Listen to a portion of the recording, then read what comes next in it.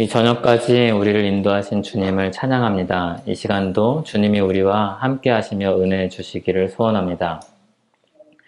블레셋이 이스라엘을 치러 왔습니다. 사울은 지금 많이 두렵습니다. 5절을 보면 사울이 블레셋 사람들의 군대를 보고 두려워서 그의 마음이 크게 떨린지라 이렇게 기록을 하고 있습니다. 큰 두려움에 휩싸여 있습니다. 두려움에 휩싸이면 사람들이 다 그렇듯이 어떻게 판단을 해야 될지 모릅니다. 그래서 이렇게 다급한 상황에서 그제서야 사울은 여호와께 답을 얻고자 합니다.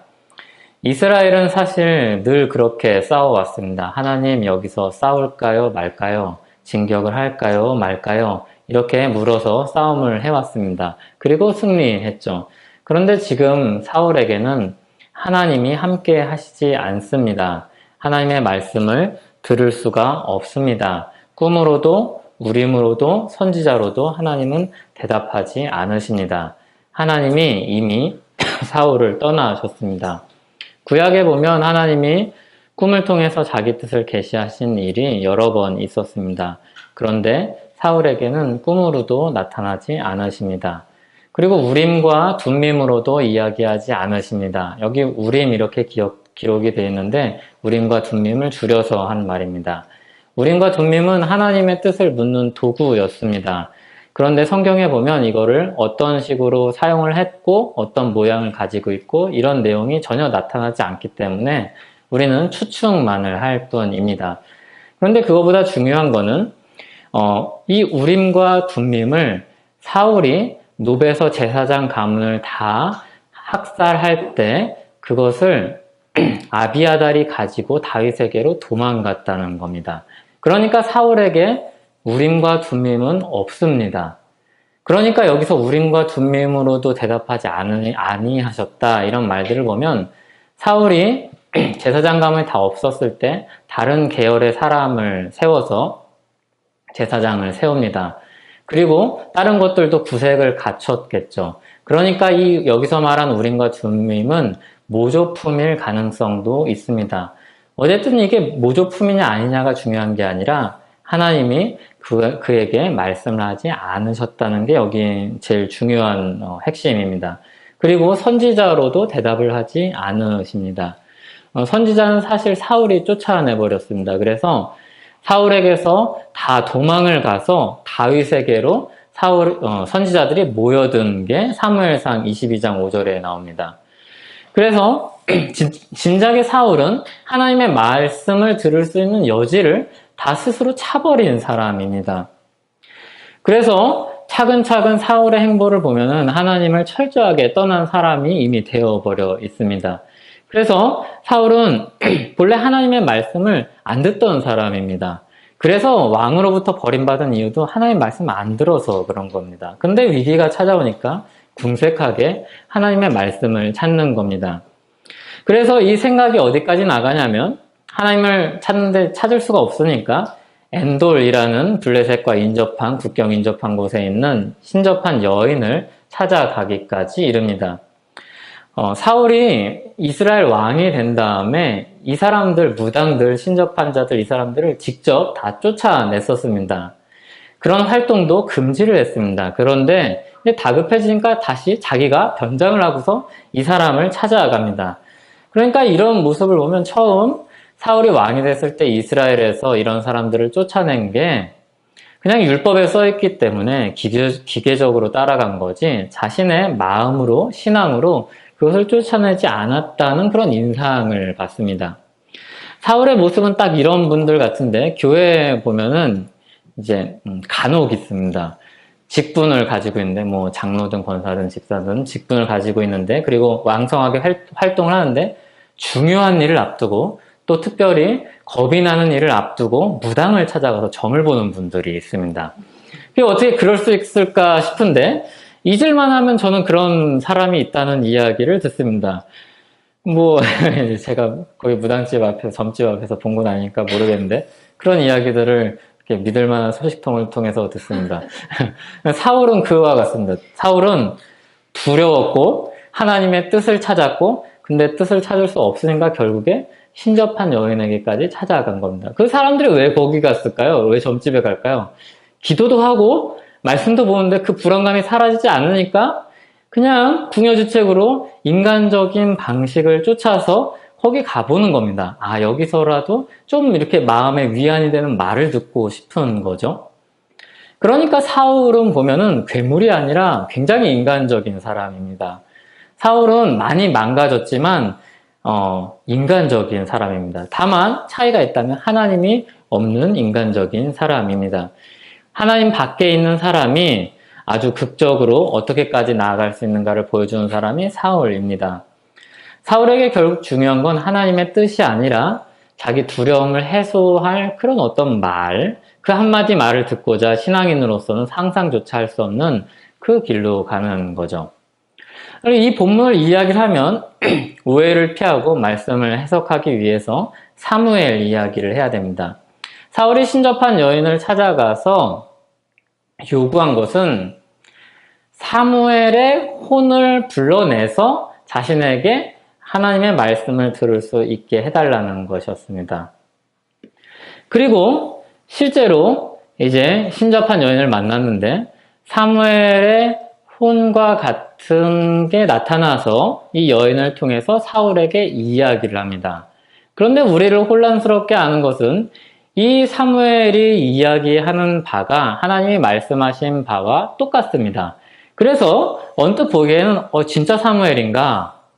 이 사무엘이 나타난 이 현상을 어떻게 해석을 해야 되는가? 이런 질문들을 하게 됩니다. 그러나 신접한 여인이 불러온 혼은 사무엘이라고 할 수가 없습니다. 그렇게 보는 이유가 굉장히 많은데 먼저 성경에 보면 성도들은 육신은 땅에 묻히고 혼은 하늘에 계신 하나님께로 갑니다. 그런데 신접한 여인은 땅에서 사무엘의 혼을 불러냅니다. 그러니까 이게 진짜라면 누구 곁에서 사무엘을 불러낸 겁니까? 하나님 곁에 있는 사무엘의 혼을 이 신접한 여인의 능력으로 불러서 오는 거죠. 그러니까 이게 논리적으로 맞지 않은 겁니다. 어떻게 하나님 곁에 있는 사무엘의 혼을 감히 한 여인이 데려올 수 있다는 이야기입니까? 다음으로 하나님은 하늘과 땅의 모든 일을, 모든 만물을 다스리며 골로새서 1장에 보면 보이는 것과 보이지 않는 것을 다 주관하시는 분이라고 이야기합니다. 그리고 이사야 8장 19절에 보면 하나님이 이렇게 말씀하십니다. 그렇게 모든 것을 다스리시는 분이 말씀하시길 이사야 8장 19절에 어떤 사람이 너희에게 말하기를 주절거리며 속살거리는 신접한 자와 마술사에게 물으라거든 백성이 자기 하나님께 구할 것이 아니냐 산자를 위하여 죽은 자에게 구하겠느냐 하라 이렇게 말씀을 하십니다. 그러니까 하나님이 가지고 있는 이런 일관된 뜻이나 능력이나 말씀을 보면 죽은 자를 그렇게 사용하시거나 보내실 이유가 없고 그렇게 일하신 적이 없습니다. 게다가 이런 행위는 사람들을 미혹하게 하는 행위로 미혹하게 하는 게 뭡니까? 그럴듯한 말로 사람들을 속여서 잘못된 길에 빠져들게 하는 게 미혹하게 하는 겁니다. 그래서 구약 성경에 보면 무당이나 신접한 자는 살려두지 말라고 굉장히 단호하게 이야기합니다. 살인한 자와 동등한 취급을 합니다. 그래서 하나님이 용납하지 않는 부류가 신접한 자입니다. 그런데 하나님이 이 신접한 자에게 사무엘의 혼을 빌려주셔서 말씀하게 하셨다는 것은 이치가 맞지 않는 거죠. 또 이미 오늘 본문의 6절에 나온 것과 같이 하나님은 사울에게 말씀을 하지 않으셨습니다. 그 어떤 방법으로도 말씀하지 않으셨습니다. 그런데 굳이 신접한 여인에게 왔을 때 하나님이 사무엘을 통해서 말씀하셨다. 이게 말이 굉장히 이상한 이야기죠. 이것으로도 충분한데 그 외에도 사무엘상 28장 13절에 보면 사울은 직접 사무엘의 얼굴을 보지 못했습니다. 신접한 여인이 하는 말을 듣고 어떻게 생겼냐? 노인이고요. 이런 긴 옷을 입고 있습니다. 그 얘기를 듣고 사무엘이구나. 이렇게 엎드렸습니다. 그러니까 실제로 이 사무엘을 보지 못하고 신접한 여인의 말을 전해 들은 겁니다. 게다가 사울은 자기 스스로 말하길 하나님이 자신에게 말씀하시지 않아서 사무엘을 불렀다고 이야기합니다. 그런데 사무엘이 하나님의 대언자요 선지자인데 그런 걸 생각하면 이 사울이 말한 만큼 이상한 말이 없습니다. 하나님의 사람한테 하나님이 말씀을 하지 않으니까 어떻게 뭐 로비를 해서라도 말씀을 들으려고 불러냈다. 이거 이상한 거죠. 전지전능하신 하나님 앞에서 이런 행동은 전혀 용납되지 않고 허용되지 않는 행위입니다. 그러면 사무엘의 혼은 무엇입니까? 사무엘의 혼은 사탄의 역사입니다. 그럼 어떻게 사탄의 역사가 하나님이 하신 말씀을 전할 수 있고 그것을 그렇게 비슷하게 이야기할 수 있냐고 이야기할 수 있습니다. 그런데 고린도후서 11장 14절에 보면 사탄이 자신을 광명의 천사로도 가장한다 이렇게 하였습니다. 그러니까 광명의 천사로 가장한다는 말은 가장 그럴듯하고 미혹할 만하게 자신을 나타낸다는 이야기입니다. 게다가 사울이 들은 말은 사울만 알고 있는 게 아니라 많은 사람들이 이미 사무엘을 통해서 전해진 말로써 알고 있었을 법한 이야기였습니다.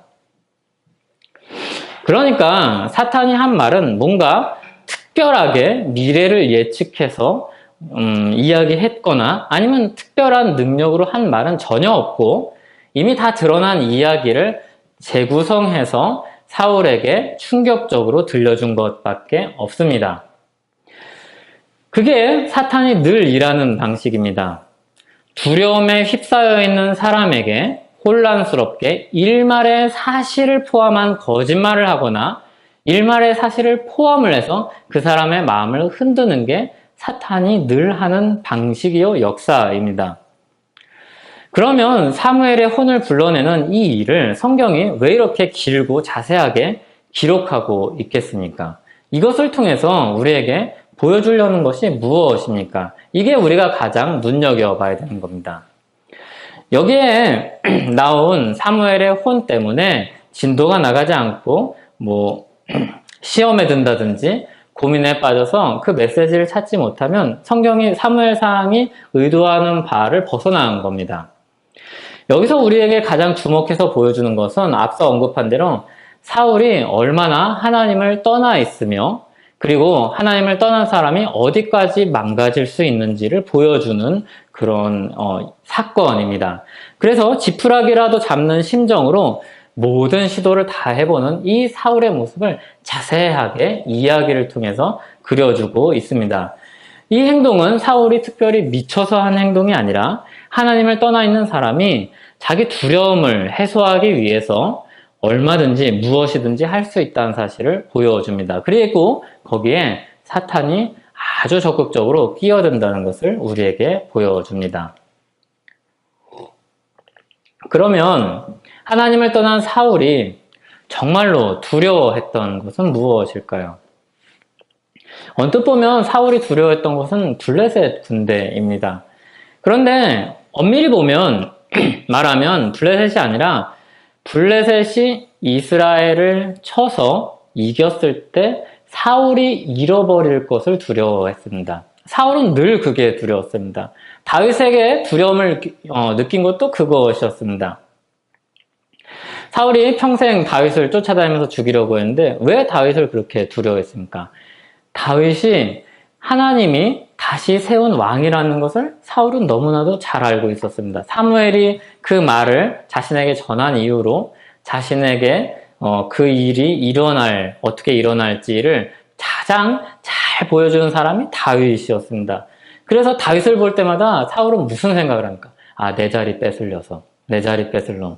그게 두려운 겁니다. 사울에게 전혀 다윗은 위협되는 사람이 사실 아니었습니다. 목숨을 해하려 한 적도 없고 오히려 그 옆에서 용사처럼 싸웠고 그가 요구한 것은 2배씩이나 행한 사람이 바로 다윗이었습니다. 특별하게 악의를 드러낸 적도 없습니다. 심지어 죽일 기회가 있었을 때도 죽이지 않았습니다. 그런 다윗을 사울이 왜 두려워합니까? 뭐가 도대체 두렵습니까? 권력은 사울이 쥐고 있는데 다윗이 자신의 자리를 대체할 사람으로 하나님이 보내신 사람, 세워가신 사람이라는 것을 알기 때문입니다. 그러니까 사울이 진짜로 두려워하는 것은 이 사무엘상 전체에서 보여주는 사울이 가지고 있는 두려움은 자기 자리를 뺏길까봐 두려워하는 것입니다. 블레셋은 겉으로 드러난 것입니다. 사울은 나라를 그 손에서 떼어서 다윗에게 주셨다는 이 말을 듣고 그리고 완전히 엎드러집니다. 사무엘의 혼으로 가장한 사탄의 역사를 통해서 이 말을 듣고 완전히 쓰러워집니다. 사울은 자기 자리를 뺏기는 것을 굉장히 두려워했습니다. 어느 정도까지 두려워했냐면 사무엘상 내내 다윗을 쫓은 이유가 바로 그겁니다. 내 자리 뺏길 놈한테 내 것을 줄 수 없다. 내 자리 이겁니다. 내 자리. 세상에서도 많죠. 내 자리. 심지어 사울의 자리는 무엇보다도 중요하게 여겨지는가 하면 자기 가족들보다도 중요하게 여겨집니다. 아들, 딸보다도, 요나단보다도, 미갈보다도 중요합니다. 사울은 자기 손에 쥔 것을 빼앗기는 것을 두려워합니다. 사탄이 이거를 잘 알고 있고 그것을 계속해서 주목하게 합니다. 그래서 그걸 자기 자리를 주목해서 보니까 너무 보암직하고 먹음직스러워서 욕심에 빠져드는 거죠. 우리가 본 것처럼 그 결말은 절망입니다. 왜냐하면 그게 그 사람한테 허락된 게 아니었기 때문입니다. 역사에 만약은 없지만 만약에 사울이 회개하고 자기 자리를 겸손히 내려놓았다면, 순종했다면 이렇게까지 가지는 않았을 것입니다. 사울이 이렇게 자기가 바라는 것에 집착하는 모습은 신약에서 누구와 같냐면 재물이 많은 청년과 같습니다. 한 청년이 예수님께 와서 묻습니다. 제가 무슨 일을 해야지 영생을 얻겠습니까? 예수님과 이 청년의 대화는 어떻게 끝나는가 하면 청년이 이 모든 것을 내가 지키었사온데 아직도 무엇이 부족합니까? 이렇게 물으니까 예수님이 말씀합니다. 내가 온전하고자 할진대 가서 내 소유를 팔아 가난한 자들에게 주라. 그리하면 하늘에서 보화가 내게 있으리라. 그리고 와서 나를 따르라. 그러니까 말씀해 보면 청년이 자기 재물 때문에 근심해서 떠났다 이렇게 이야기합니다. 부자 청년이 자기 많은 재물 때문에 근심해서 떠났다 이렇게 이야기합니다. 이 이야기를 들으면 그 청년은 재물이 많아서 그랬구나. 금수저라서 도저히 그것들을 버리고 낮은 자리로 올 수 없었구나. 저 부자는 못 들어가지만 나는 들어간다. 이런 생각을 사람들이 많이 합니다. 그런데 여기서 중요한 건 재물의 많고 적음이 아닙니다. 그게 포인트가 아닙니다. 문제는 그 재물에 이 청년의 마음이, 중심이 거기에 쏟아지고 있었다는 겁니다. 재물이 예수님보다, 재물이 하나님 나라보다 그에게는 중요한 것이었습니다. 그래서 사람들 앞에서 보여줄 수 있는 모든 선행, 하나님 앞에서, 사람들 앞에서 부모를 공경하는 일들, 그리고 모든 예배 행위는 다 할 수 있는데 자기 재물은 포기할 수 없었던 겁니다. 그래서 이 청년은 부자라서 못 들어간 게 아니라 부를 하나님 나라보다 사랑해서 못 들어가는 겁니다. 그게 결정적인 순간에 마음이 드러나는 거죠. 사울이 그런 겁니다. 이스라엘 왕의 자리의 명예가 아들, 딸보다 자신의 용사 다윗보다 하나님의 말씀보다 중요했습니다. 그래서 그것을 버릴 수가 없었습니다. 그래서 그는 굉장히 아이러니하게 하나님 나라로 일컬어지는 이스라엘의 왕이었는데 하나님 나라에 들어갈 수 없는 사람이 되었습니다. 사울이나 부자 청년과는 달리 오히려 자기가 가지고 있던 것을 해로 여기고 잃어버리고 배설물로 여긴 사람이 있습니다. 바울이죠. 그의 표대는 하늘에 있었습니다. 그래서 이 사람은 자족할 수가 있었습니다. 자족을 어떻게 할 수 있습니까? 이 땅에서 무엇으로 우리가 완전한 만족을 얻을 수 있습니까? 아무도 이 땅에서 완전한 만족을 얻을 수 있는 사람은 없습니다. 재물의 풍요로, 그리고 어떤 외모의 잘남으로, 또는 많은 인기로, 명예로, 어떤 대의를 이룸으로, 그런 것들을 통해서 이 땅 가운데서 완전한 만족을 느낄 수 있는 사람은 아무도 없습니다. 그런데 어떻게 바울이 자족하면서 살 수 있을까요?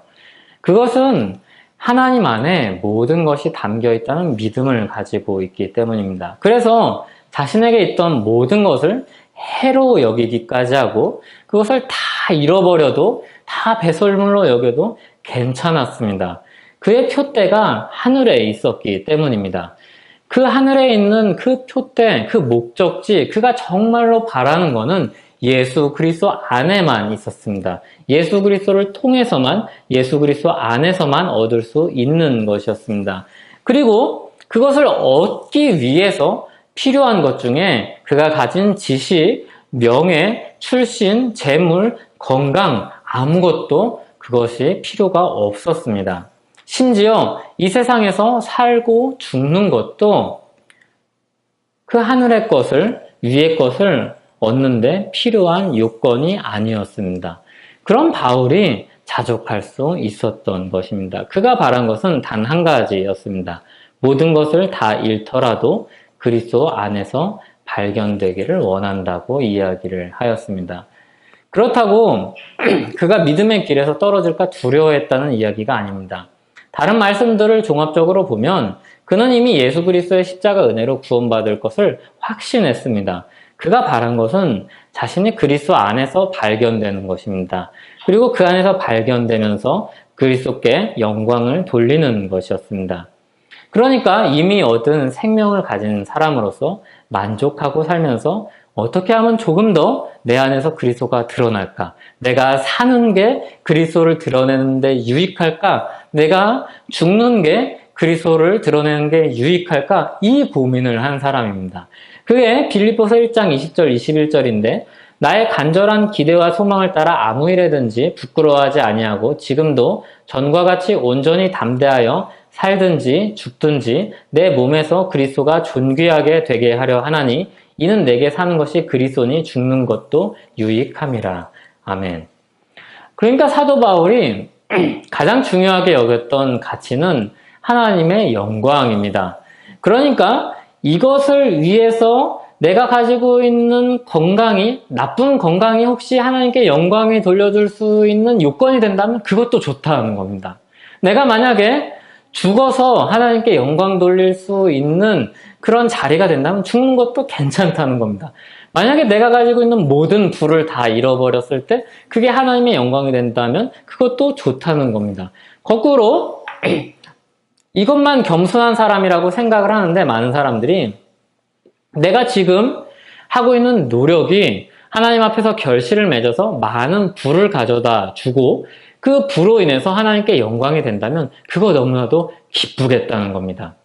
우리는 늘 마치 이렇게 청빈 사상에 아직도 가지고 있는 사람들처럼 가난함을 통해서 낮음을 통해서 하나님의 하나님 되심을 드러내려고 하는데 하나님은 종종 부자들을 통해서 하나님의 놀라운 역사를 보여주시기도 하고 그리고 놀라운 의수를 가진 의사를 통해서도 하나님의 역사를 보여주시기도 하고 하나님이 주신 은사를 아주 잘 발휘한 음악가와 미술을 하는 화가와 그런 사람들을 통해서도 하나님께 영광을 돌리도록 합니다. 그러니까 우리가 낮아진다 할 때는 어떤 비천한 처지에 간다는 게 아니라 하나님의 말씀 아래 겸손하게 순종하는 사람으로 산다는 게 낮아지는 겁니다. 바울이 했던 것 낮아짐은 바로 그런 낮아짐이었고 사울이 하지 않은 낮아짐은 바로 그런 낮아짐이 아니었습니다. 사울이 그래서 처음에 왕으로 뽑힐 때 그 전에 이미 기름 부음을 받은 상태였는데 왕으로 제비를 뽑아서 분명히 다 드러났는데도 짐 보따리 뒤에 숨어 있습니다. 이거는 겸손한 겁니까? 겸손하지 않은 겁니까? 우리 잘 생각해 보아야 합니다. 하나님 말씀에 순종하고 하나님께 어떻게 하면 영광을 돌릴 수 있는지가 기준입니다. 그러니까 이 사람이 한 행위 자체가 겸손을 한 게 아니라 이 행위 안에 어떤 마음이 들어있는지가 하나님 앞에서 겸손을 결정하는 것이었습니다. 사울이 가지고 있는 두려움은 자신이 가지고 있는 것, 자신이 바라는 것을 잃어버릴까 하는 두려움이었습니다. 바울은 그런데 그런 것들을 다 잃어버려도 가장 가치 있는 것을 잃어버리지 않을 것을 믿었습니다. 그래서 바울은 자족했습니다. 우리를 위해서 십자가에서 피 흘리신 그리스도의 은혜, 거기에 담긴 하나님의 사랑과 그 은혜, 그 일을 이루시는 성령 하나님의 역사, 이것은 자기가 아무리 부끄럽고 연약해도 아무리 자기가 그리스도를 따르는 사람을 핍박하고 죽이는 사람이었을지라도 믿은 그 이후로 하나님 앞에 회개하고 돌이킨 그 이후로 잃어버리지 않을 줄을 믿고 있었습니다.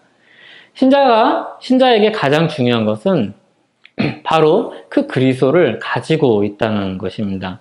하나님이 신실하시기 때문에 이것을 우리는 잃어버리지 않을 것입니다. 하나님이 우리를 사랑하시기 때문에 우리는 그리스도를 잃어버리지 않을 것입니다.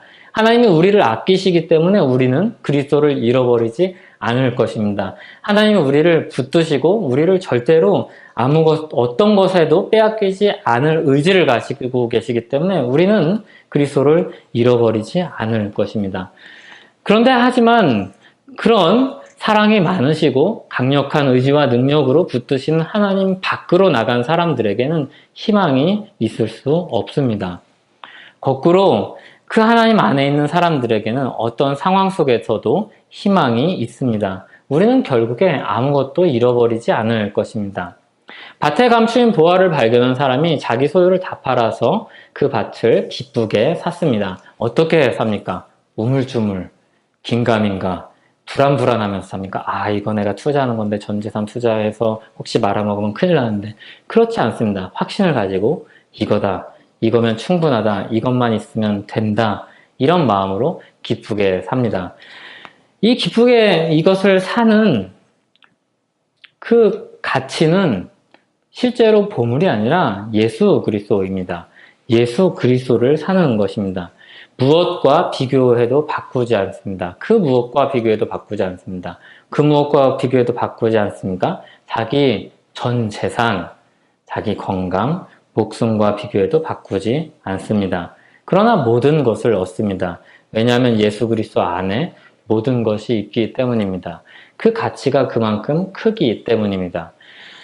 우리는 예수 그리스도 안에서 모든 것을 얻은 자입니다. 그래서 잃을 게 없는 사람들입니다. 그러니까 제일 무서운 사람들입니다. 이런 사람들이 제일 무섭지 않습니까? 잃을 게 더 이상 없는 사람이 제일 무섭지 않습니까? 그래서 우리 모두 예수 그리스도의 십자가 은혜 안에서 하나님 안에서 그 안에 있는 사람으로 살기를 바랍니다. 그렇게 우리 삶의 목적을 이 땅에서의 호의호식도 아니고 자아실현도 아니고 대의성취도 아니고 하나님의 백성, 하나님 나라의 백성 한 사람으로서 살아가는 그 목적을 가지고 살기를 바랍니다. 그것을 내일, 나중에 좀 성숙해져서 뭔가 좀 갖춰지고 난 다음이 아니라 오늘 내게 주신 그 자리에서 그렇게 살기를 원합니다. 같이 기도하겠습니다. 주님, 우리는 예수 그리스도 안에서 모든 것을 얻은 자입니다. 넉넉한 마음을 가지고 살아가기를 원하는데 그것이 그렇게 쉽지 않습니다. 왜냐하면 우리는 여전히 미성숙한 그런 마음을 가지고 살기 때문입니다. 하지만 우리 안에서 역사하시는 하나님을 붙들고 믿사오니 주님, 우리 안에 주님께서 우리에게 허락하신 하루하루에 만족하는 마음을 허락하여 주시고 그냥 이 정도는 됐지 정도가 아니라 기쁜 마음으로 주님께서 주신 것에 감사하며 영광 돌리는 그런 삶을 살기를 원합니다. 주님, 우리를 붙들어 주시고 인도하여 주시옵소서. 예수님의 이름으로 기도하옵나이다. 아멘.